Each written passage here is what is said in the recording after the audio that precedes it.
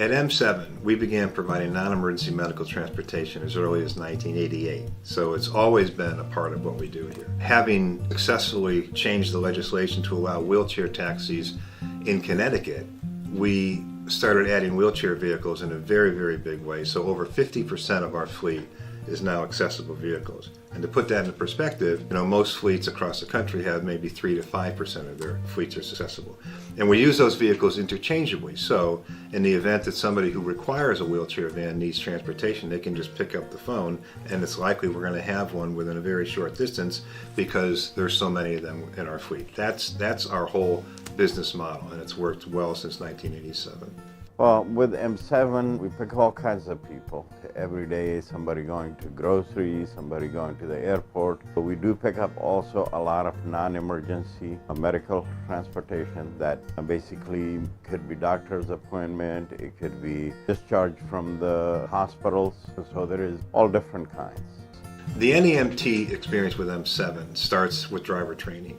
And the drivers all go through a week-long process in-house here. We have online courses that they're required to take, and of course they're all drug tested, go through state and federal criminal background checks, sex offender checks, and everything that's required of drivers in Connecticut who are licensed taxi delivery vehicles. So the training is very, very significant, especially on the wheelchair side of it. The experience of a passenger is simply to give us a call or book online or use our app, whatever is the easiest for that particular person, and a vehicle shows up. It's door-to-door transportation.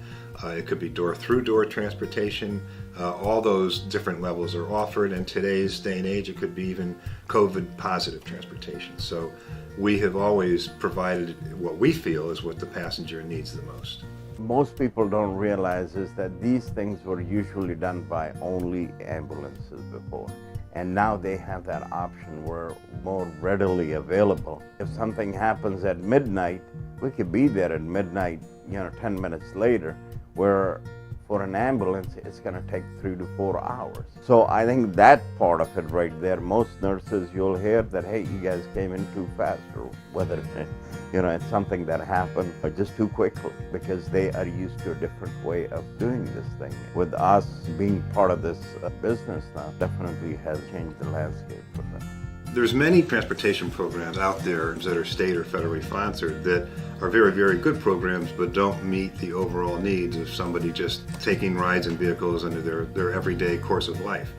And that means that after hours at nighttime, weekends, things that they want to attend where travel through state agencies or federal agencies are just not available. So we fill that gap. We take them out of their homes whenever they want to be out of their homes and allow them to basically the spontaneity to travel whenever and wherever they like.